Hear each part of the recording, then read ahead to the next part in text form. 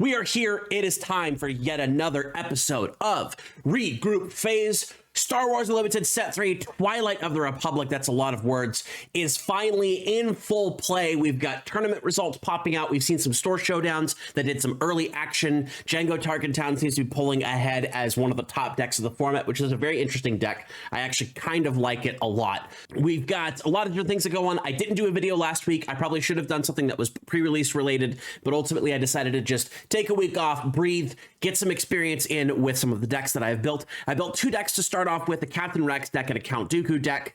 Those are the decks that I was talking about that I think I was going to have the most fun with potentially moving forward with the set. So this week's episode is actually going to be me going over local experiences with both decks. So we're going to start with Captain Rex, then we're going to move on to Count Dooku, and we'll have a nice little tidy kind of regroup phase, I guess, at the end of the video. So join me as we start off with Captain Rex. So first deck, Captain Rex, we decided to go aggression. The reason why is because we get a lot of cool tools with access to. I started with an original idea of running a bunch of the staple aggression / red cards, whatever you want to call them, in this deck. And I actually ended up at the last minute trading out a bunch of those cards. So let's go over the deck list really quick and we'll tell you how it performed. Fun fact, this name right here actually came up automatically and I kept it because it's true. I'm just keeping the deck name as is because I really want Rex to work. We decided to go with a low to the ground deck with a bunch of units that can either outdo themselves with coordinates, be able to be just standard really good units across the board, or bring in other things that help with the main strategy of keeping units on the board, getting that coordinate out, and just bashing my opponent's base. So we've got three 30-second stalwarts, 3 soldiers of the 501st, 3 Echo Valiant Arc Trooper, Echo-based Defender is a different card, 3 Republic Tactical Officer, 3 Admiral Yularen. This is actually a late addition to the deck. I originally started with Advanced Recon Commando in the main deck and Yularen in the sideboard. Decided to switch them out because I felt the +1 health to heroism units was going to be better. We've got Batch Brothers, we've got 3 Jesse, we've got 1 Ayla Secura. That's just because that's what I had on, but I would much prefer 2 Ayla and 2 Anakin, but we went with 1 Ayla and 3 Anakin, 3 Commander Cody, and 3 Captain Rex. Our space package is 3 copies of Anakin's Interceptor, 3 copies of Republic Arc 170. These used to be Green Squadron A-Wing and Red 3 respectively, but given the power that I've seen lately of space units being able to clear out most of those things without any drawback whatsoever, I decided to switch into things that were a little bit better, a little bit more survivable, had a little bit more opportunity towards the late game. We have 3 copies of Bright Hope, MVP in basically every command heroism deck, and then 2 copies of Resolutes. This was my pseudo token counter because I could use this to destroy all clones on the field or use it to destroy all battle droids on the field. But there were a couple of times where I did actually end up being able to defeat 2 of my opponent's units that had the same name that weren't uniques because they already had some damage on them. 3 copies of Timely Intervention, 2 copies of Sword and Shield Maneuver, 3 copies of U-Wing Reinforcement. Sideboard was the 3rd copy of Sword and Shield, the 3 Advanced Recon Commandos in case Overwhelm came in handy, 3 copies of For a Cause, and 3 copies of Open Fire. I ended up playing 3 rounds. Technically, I got a bye in the first round. So ultimately, over the course of the entire day, I went 2-1, but realistically, I went 1-2 because in the bye round, the tournament organizer borrowed one of my decks and played me. So the first game that I played with this Rex deck was against my actual Dooku deck. So we'll talk about how that deck runs later. I ended up losing 1-2 against that deck. Basically, my opponent was able to control all of my units with all the things that that deck can do. The ambushes, the extra raids from the commando, the just troopers being able to do things, sacrificing the troopers to bring up extra stuff. A lot of different things that that exploit deck can really hammer in on and does the go wide strategy far better than this coordinate Captain Rex deck does. It's not even really that big coordinate. There's 3 units that coordinate all together. The Stalwart, Ayla, and then Commander Cody. So the go wide strategy. The second game I played was against a Django Tarkentown deck, and that deck is nasty. The capability of that deck to wipe out your turn 1 play will win the game basically 80% of the time. And that is a struggle to have to get through because your opponent knows what they need to do. They know the different ways that they can do it. Even dropping down 5 health units is still risky because all your opponent has to do is hit Daring Raid on that unit, then use Target target town to clear it, and then what do? You just lost a unit. Sure, they spent 2 things and their target town's gone for the remainder of the game, but you have no presence, you have no pressure on the board, and this deck specifically has no explosive potential. We could have run Coruscant Guards, but I felt the Coordinate Ambush wasn't strong enough. There are other ambushing units like Modded Cohort that could have been run, but I was trying to stick specifically to the Republic theme because we do have things that build based upon having Republic units or having more units, right? Plus, I really wanted clone tokens to work. Spoiler, they don't. Clone tokens suck. So I did end up winning 1 game, but the reason why I won that game was because my opponent used their Tarkin Town early and should have saved it for the Bright Hope. The Bright Hope saved me long enough to be able to get a nice combo down of a bunch of troopers and 1 sword and shield maneuver. I like this card a lot. It is not good. Those 2 things can be true at the same time. This is one of the main problems that I have with the game, that the fun thematic things end up not being the good things. If you want to play fun stuff, you absolutely can. Your decks are probably not going to be good. If you want to play the good stuff, if you're a theme player like me, you're not going to have a lot of fun. Skipping over that, the Advanced Recon Commandos did come in handy in my 3rd game when I faced Grievous Blue. My opponent was a little off kilter a little bit. They hadn't been able to do anything. It was a fun, jokey theme deck of trying to run Grievous with the lightsabers. We all know Grievous with the lightsabers, the unit specifically, is never going to get off. And if it does get off, you've already won the game long before that even happens. But being able to side in the Advanced Recon Commandos and then using the Overwhelm damage to knock out some of those droid tokens that deck generates is actually a pretty good option, especially for a 3-cost 4/3. Where am I at with Captain Rex? A 1-2 showing, losing to my own deck and a meta deck, means that this deck needs a lot of work. One of the things I'm definitely noticing so far is the token creators, specifically things like Batch Brothers and Captain Rex, while decent cards, are overcosted and or understated. And then obviously Captain Rex's own ability, far overcosted, and his flip side is understated. So the theme of clones in Twilight of the Republic is overcosted, understated, basically worthless across the board.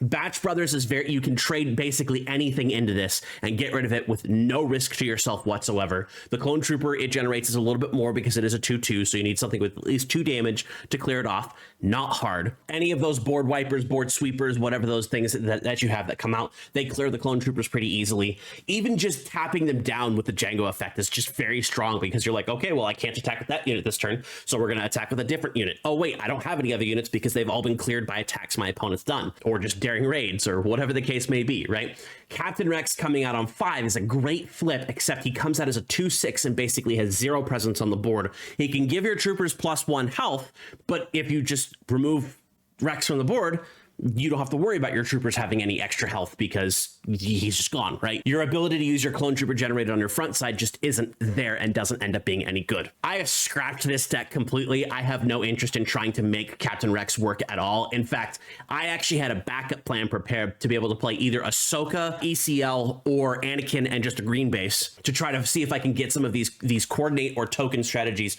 successful, and it's just not there. Clone troopers are not a good strategy, and they do not do well in the long run of the game. And I think that coming out underbaked is going to be a detriment to the game as a whole, because while actually genuinely Twilight of the Republic has an incredibly fun limited format, limited power level, the seals are really fun and the drafts are really fun. In terms of what they add to Premiere, there's a couple of leaders and a couple of events, and even some of the legendaries are like underbaked. There's only a handful of things from set 3 that are actually going to push the game forward in terms of competitive gameplay. And because that's what everybody seems to be focusing on, very few people are focusing on having fun at a local event with a fun theme deck, you're going to be facing a lot of things that are going to be your Quinlan Voss Tarkin Towns, your Django Tarkin Towns, your Sidious blue decks, the different things that are coming there. Sabine's still on the docket. The control still exists in the format. Anakin seems to be a pretty big pusher of aggression in the game. There's an Asajj Ventress deck out there that absolutely wipes the floor with people by like turn 5 or 6. It's scary. It's scary out here for theme decks, because the difference between tier 1 and tier 2 is actually the difference between tier 1 and tier 4 in this game, where if you don't have inroads to be able to defeat the tier 1 decks, you're not even playing the same game. And that's really disappointing for these things. So Captain Rex is scrapped, Coordinate is scrapped, not going to bother touching any of it at all. Anakin actually seems to be a very fun card to use, but obviously if you're going to run a 5-cost Aggression Heroism 6/6 card with an okay effect, you might as well run Poe instead, where you get a relevant effect that can help you clear a big leader with an ambush, so on and so forth. I don't know if I'm going to go for a Republic deck in the near future. If I do, it's probably going to be either Anakin or Quinlan, basically running some similar builds.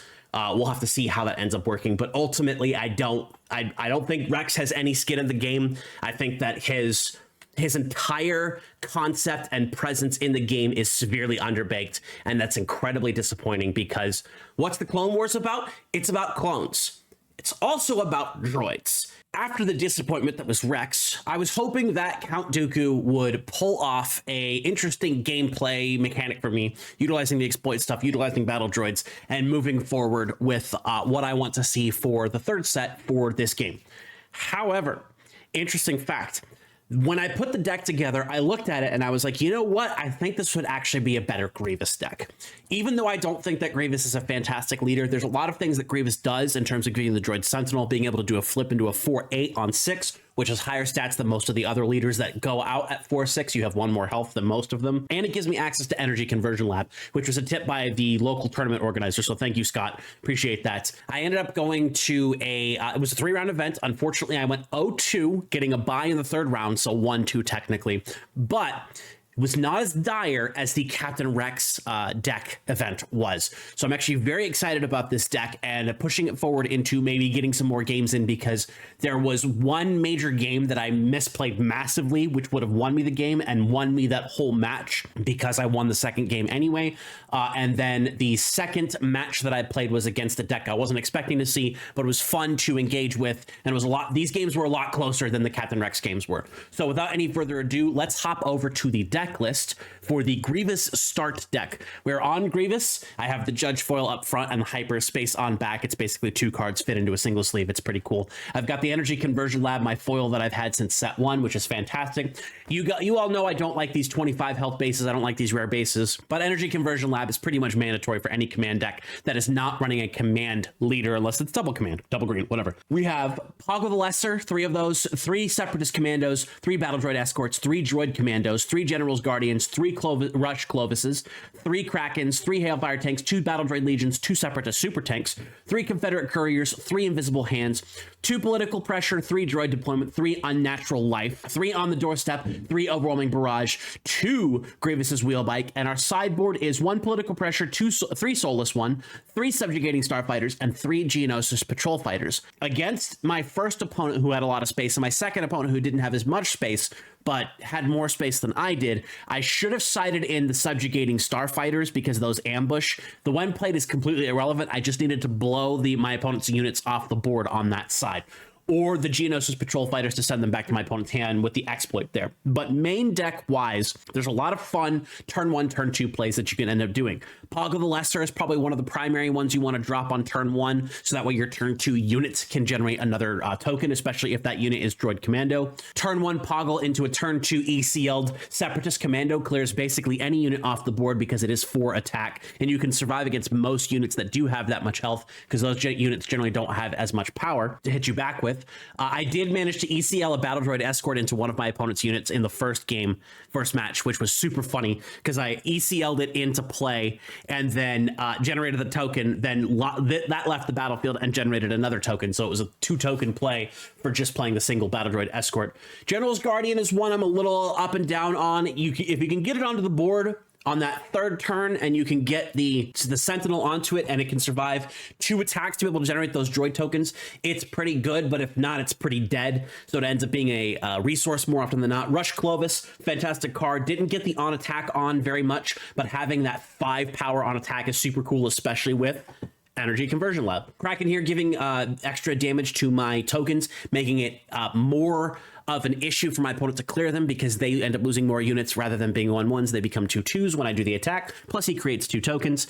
Hailfire Tank, big booty, big power, can come down for 4 if I sacrifice 2 droids, which is super easy to do. It kind of You can get this to in a single phase play if you play droid deployments into Hailfire tank. That costs you 7 total, but it does at least get the Hailfire tank into play on a single turn, 1 turn earlier than you would have otherwise. I did not play Battle Droid Legion or Separatist Super Tank either game. I ended up having to resource both of these early on in almost all the games, specifically because I needed to make those early game plays. There is a case to be made to maybe dropping the Battle Droid Legion and pumping Separatist Super Tank, or vice versa. There is actually one card that's missing in here. I think I dropped an Unnatural Life for the Tactical Droid Commander. I almost want to run more of those. I might end up replacing the General's Guardian for Tactical Droid Commander, because you do get that ability to play Separatist units. Confederate Courier only came out a few times. I did have an invisible hand play, which would have been pretty neat, but that was at the very last play of a game that I was going to lose anyway, so I never ended up playing it specifically. But it's here because it's super important. Political Pressure I got off a couple of times. One opponent let me get 2 droids. Another opponent took a card from their hand. That was super fantastic. Droid deployment. Droids. Super good, super good, super good. Unnatural Life allowed me to bring back the Droid Commando to give it that ambush, to be able to, in a single action, get another unit off the board. It does cost you 4 to do that, because Unnatural Life only allows you to reduce the cost by 2, but it is one of those things where you end up doing with 4, using a 4 power ambusher to get something off the board is pretty handy. Or you use it to get your battle droid escort, you exploit it, pull it off the field so that you can do another thing. There's a lot of different things that you can do with this that I think end up being an interesting decision. This was another gameplay choice from Scott, the tournament organizer, that advised me to play this. I think I might drop this to 2 if it's not already at 2, or throw it in the sideboard if I think it's going to be more useful there, and throw some stuff in the main board. I did get On the Doorstep off twice. This is one I might actually reduce the number of copies down to 2, either throw one on the sideboard or throw some other stuff in there. Overwhelming Barrage, easily the MVP of the entire deck. Lots of low power things, but if you can Hailfire tank turn 3 and then Overwhelming Barrage turn 4, that will basically beat up any board you can possibly go up against, which is fantastic. Grievous's Wheel Bike did get it onto Grievous once. Otherwise, it was basically forfeit fodder, not forfeit, resource fodder. Forfeit is a completely different game. Ultimately, I think this deck is actually has a lot of strength to it. I just need to play it more to know what the best plays are for resourcing cards, for getting the proper exploit targets, for proper usage of ECL. It wasn't every single game when I used ECL. I basically used it to kill my opponent's turn 1 or turn 2 play, so that way they had to come back from more things. My first round was against a Wat Tambor Tarkentown. I did lose the overall match, because game 1 I should have played an Unnatural Life into a Separatist Commando, which would have allowed me in the next action to attack my opponent's base for the win. But I went to go play a Battle Droid Escort first, and then the Unnatural Life, and my opponent was able to get extra damage onto their units to be able to blow up my base, which is unfortunate. 25 health is really tough, especially if your opponent's running aggro or something that gets a lot of pumps. Wat Tambor is a joke, but I think he's also at least a decent deck when you're running it with something fun like Troopers, because my opponent's deck was a theme deck around Troopers, running Obedient Vanguards, General Tag, the one from set 1, Vanguard Infantry, and then Outland TIE Fighters in space to be able to get those extra experience tokens on the units. And it's a solid deck. It is a very solid deck. I did not get blown out by any of the decks that I played. They were all competitive games that I played against, which is, again, something I can't say about the Captain Rex deck. That first match was 1-2 in favor of my opponent. The second match I played was 0-2 in favor of my opponent, but it could have swung any different way, any possible way. If my opponent didn't have one card in their hand, or if I had one card in my hand, it would have changed the game completely for either side. I had a lot of fun. Nothing frustrated me too much. There was a lot of really interesting gameplay and mechanical movement between what I was doing and what my opponents were doing. And when you run decks like these, and they can actually end up being fairly competitive against the opponent's decks that you're playing, that's where I want to see the game be. And I think Grievous actually has a lot of legs to be able to stand on. There are some people that want to do Grievous Blue. I think Grievous Green is just the way that I'm going to run it, because I like having those extra droid enablers. But Grievous Blue with the control, being able to run unit Grievous, there's some gameplay there, and I think that there's some other people that will probably end up working with that. But I think for right now, Grievous Green might be the deck that I'm playing to move forward with Twilight of the Republic. So with that deck there, I do think that Grievous is the better play for this. Dooku has a lot of fun aspects. If you're running Dooku Blue, I think that might end up being a better deck than Grievous Green. But as it stands right now, like I said just a couple seconds ago, I really want to keep moving forward with Grievous as a shell, Grievous Green, because there's a lot of really cool things that you can do with it. I do need to spruce up the space. I might need to change out some of the ground units, change up some of the gameplay in terms of what comes in where, but I do think I have a very good basis for a very fun deck to play, and a very good deck to play that does do an overwhelming set of odds that the opponents sometimes can't necessarily deal with, especially when I'm able to trade units more efficiently than they can trade them, or not even trade at all, depending on how low power my opponent's units end up being. Rex is a, Grievous is a yay. We're going to move forward with Grievous. I do actually have an Anakin yellow deck that I've built, and I'm going to put that on hold because I do think there's something here with the Grievous deck. So in the future, I might try to get some gameplay video of me playing General Grievous Energy Conversion Lab and moving forward with that. If there's a showdown that ends up popping up, I might end up trying that. But I'm going to be looking at trying to do 2 locals a week to be able to get some information on this deck and push forward with General Grievous and get that General of the Droid armies in a place where I know the deck in and out, and I know what it can beat and I know what it can't beat.